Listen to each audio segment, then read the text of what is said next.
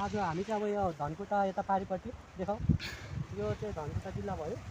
अनि यो खोला तरेपछि यो खोला तरेर आस्था जिल्ला यी तलको खोला तमर खोला भयो कालो हामी चाहिँ अहिले अब पाठी भरको लागि चाहिँ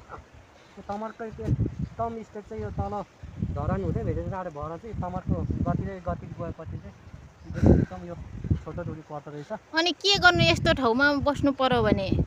बस्नु त यो राम्रो छ त अब अनि यस्तो यता हेर उकालो भिर छ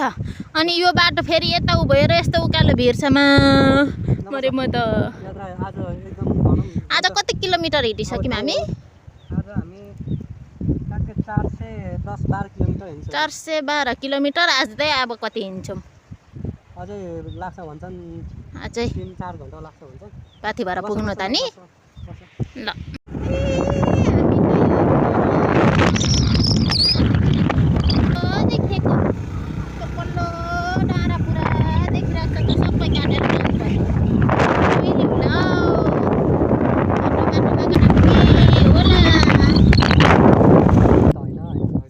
तर जस यतातिर तल्लो बाटोमा चाहिँ प्रायः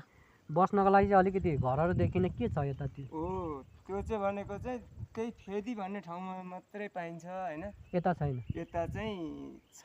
ए यतै पनि छ नि त्यसो त यहीँ अब हाम्रो गोइरेमा पनि छ हैन त्यहाँदेखि अलिक पर मापा भन्ने ठाउँमा छ अब 1-1.5 घन्टामा कहाँ पुगिन्छ हामी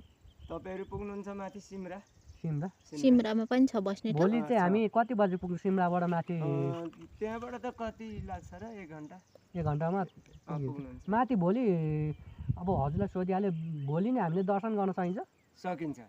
ए उहाँ दर्शन गरेर पनि अलिकति ओरै आएर घुरेर बस्न सक्नुहुन्छ किन भन्दै माथि अब पाथी भएर जानुभएको रहेछ उहाँनिर चाहिँ अलिकति असुविधा नै पर्छ माथि पाथी भएरमा चाहिँ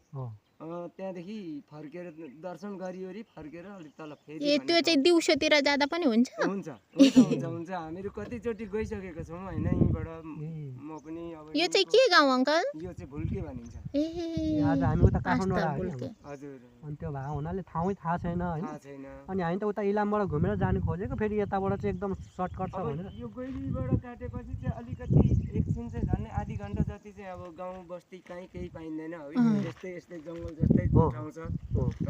त्यो आधी घन्टादेखि उता काटेपछि चाहिँ गाउँ बस्ती दोकानहरू पाइन्छ ए हुन्छ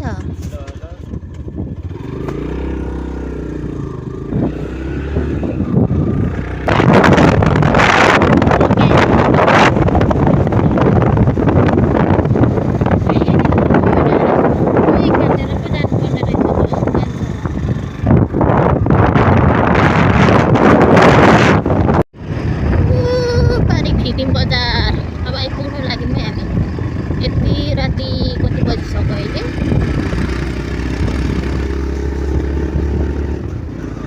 6:56 भइसक्यो फिलिङ बजार आइपुग्यो पनि